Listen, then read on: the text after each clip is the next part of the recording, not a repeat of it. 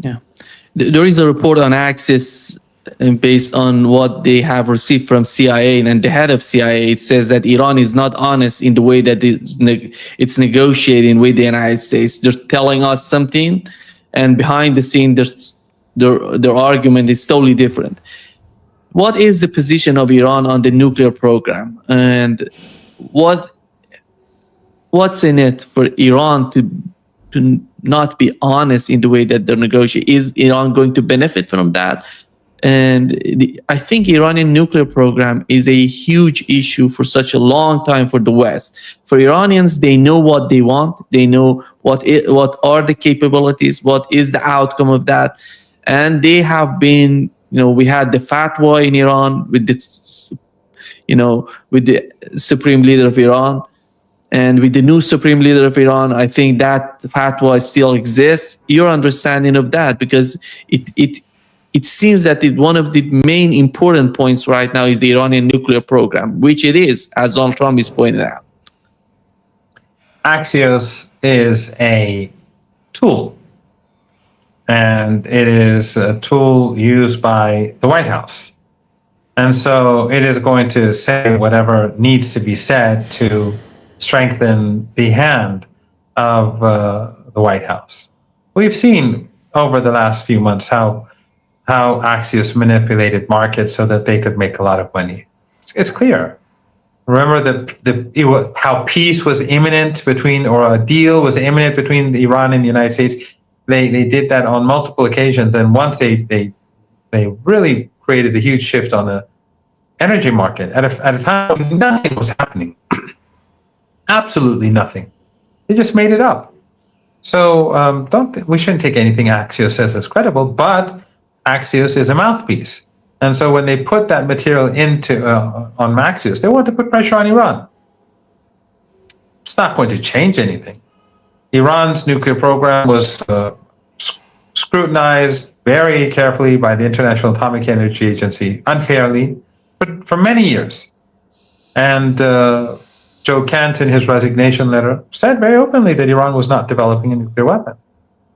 So I think that for the CIA or anyone in the CIA or whoever it was that told this to Axios to speak about dishonesty reminds me of a former CIA chief who once said, "We lie, we cheat, we steal."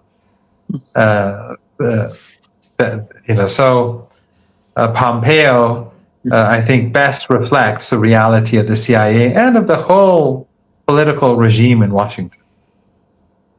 They lie, they cheat, and they steal. And they carry out genocide, I'd add that. How is the situation between Iran and GCC countries as time goes by with MOU and with the new sort of move on the part of Iran and the United States? Because after all, when it comes to the region, I think that is of particular importance. The way that Iran sees GCC countries, the way GCC countries see the new sort of situation in the West Asia, considering the Strait of Hormuz. And is that going to bring some sort of sanity to the region?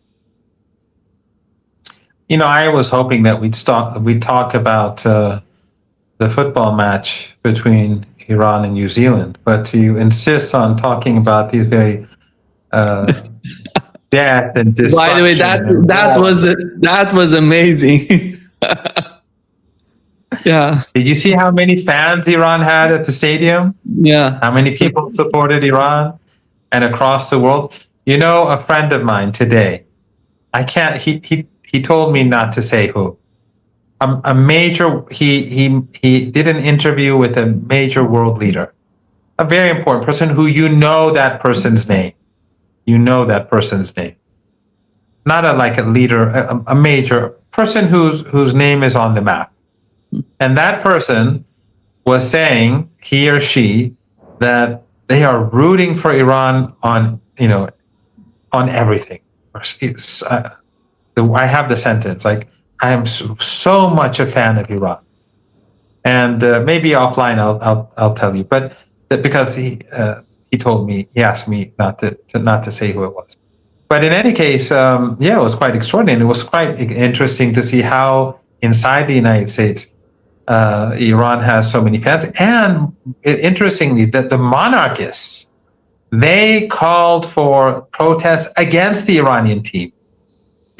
And they're like 12 in number when the team arrived in the United States for the match. Even though the United States is treating the Iranian team very poorly, Yeah. they have to leave on the day of they come in on the day of the match and then they leave on the same day. And a couple of the Iranian players, they cannot go back in for now. It's not clear what will happen. But in any case, but the point is that Iran played Iran played well. But the point is that Iran has such support inside the United States. And it just shows to me how Western media and Western the empire is losing its control over the narrative. Yeah. But you're going to say something. Yeah, the point was the situation between Iran and GCC countries. Then you moved. Yeah, I was about to answer that. I thought you were going to add something to the game, but with regards to the football match. So, well, Iran is in negotiations with all 5 of these countries. The reason I'm asking this because right now Donald Trump is meeting the Qatari government, the head of Qatari government, the UAE, the head of UAE is talking about the deal, how the situation is moving forward. That's why I'm asking this. I want to know Iranian position on that. Well, first of all, another thing that Trump said was that Israel should leave Lebanon and let Syria do it. Exactly. Syria deal with Hezbollah. Yeah. Yeah. And that shows, and for all those people out there who supported the Al-Qaeda and ISIS elements over the years and who lied to people that these were just ordinary Syrians who were standing up against the previous regime. Those on the Qatari payroll, the Saudi payroll, the Emirati payroll, Erdogan's payroll, Western payroll of Western governments. Those who lied about chemical weapons in Syria, the real chemical weapons were used against us and not in Syria. Those were fake attacks, as people like Aaron Matei and many others have rightly pointed out. And the whistleblowers in who went to Syria and saw the discrepancies in the accusations that were made. So yeah, it says a lot about Jolani, who by the way tried desperately, as hard as he could, to block the border between Syria and Lebanon so that Iran could not smuggle anything in to support Hezbollah. So Jolani, the government in Lebanon, the president and the prime minister, the Israeli regime, Trump, all of them collaborated with Western embassies, Western NGOs, and these Arabic regimes in the Persian Gulf through their proxies in Lebanon. They all collaborated to strangle the refugees and to strangle the resistance. But anyway, they failed, and history will remember that what Hezbollah did and what the resistance did and what their supporters, which include Sunnis, Shias, Christians, and Druze. The family of the resistance in Lebanon is a big one, and the tent is very broad.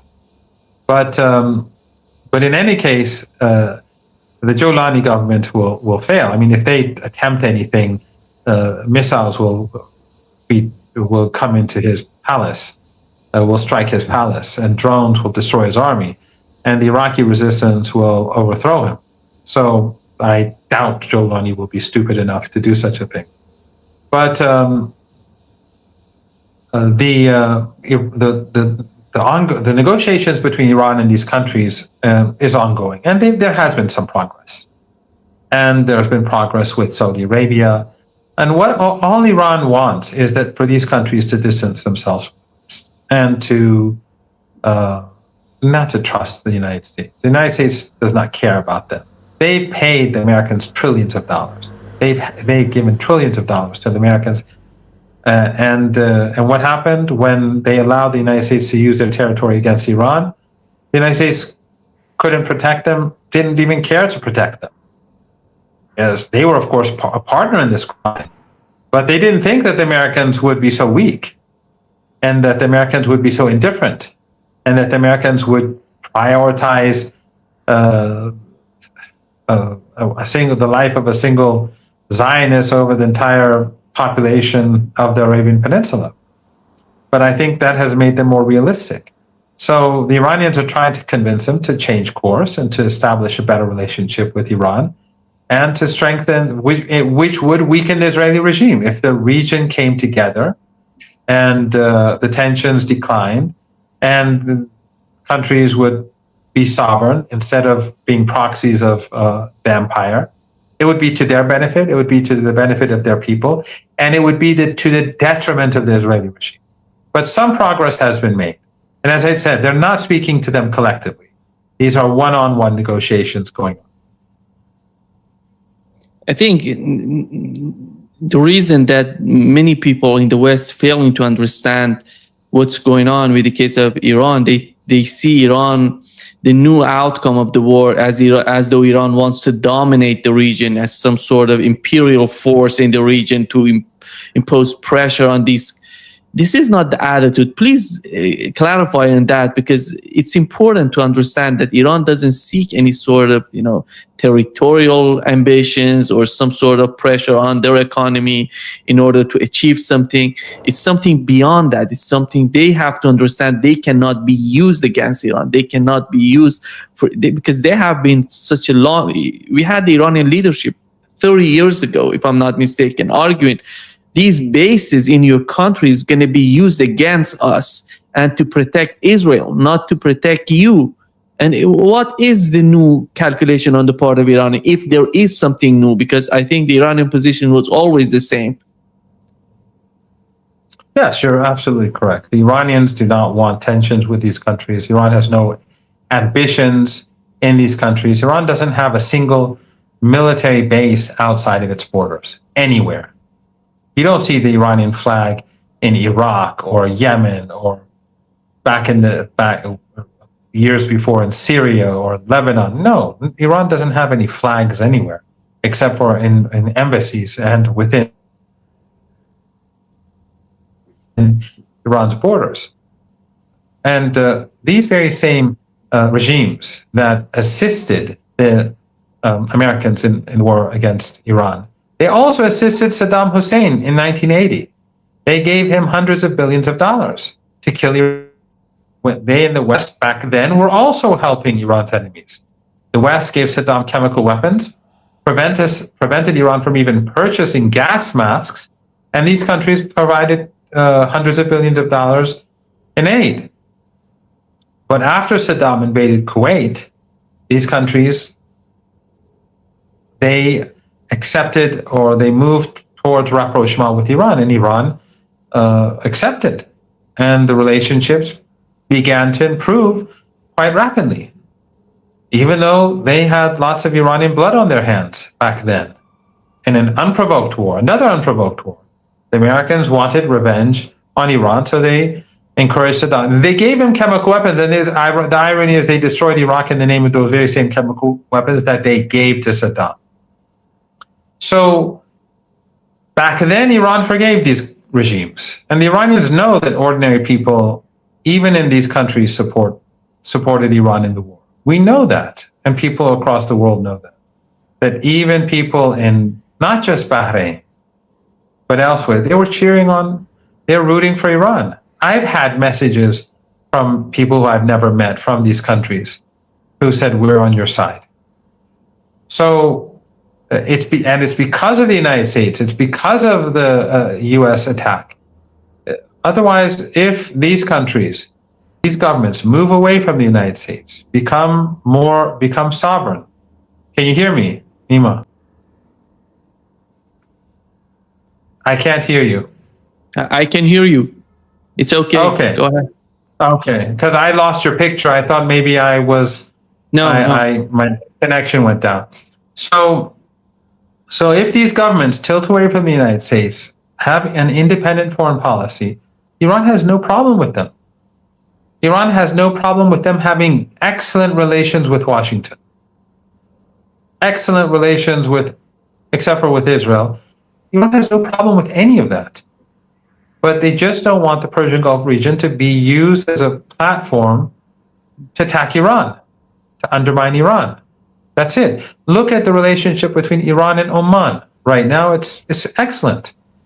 Has Oman done us any great favors? No, but Oman did not participate in hostility against Iran. So that makes Oman a friend. And all these countries could have that sort of status if they choose to move in a different direction. So no, Iran has no ambitions. Iran does not want to destroy these countries. If Iran's critical infrastructure is destroyed by the United States, Iran will retaliate. I've said that on multiple occasions. When the Americans were making those threats, I said people should leave these countries immediately.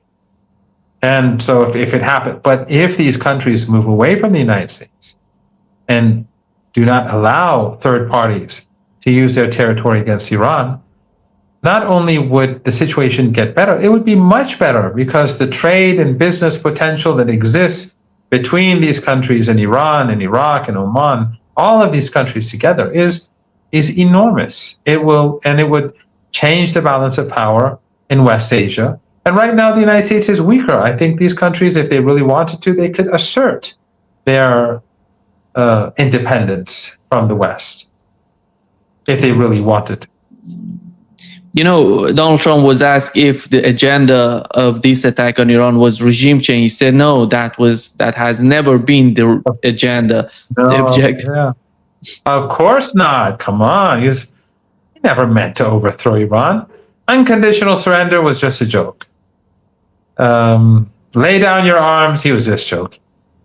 Obliterating Iran, I mean, he wanted to obliterate Iran. He wanted to take us back to the Stone Age. It wasn't about regime change. It was just about wiping out a civilization.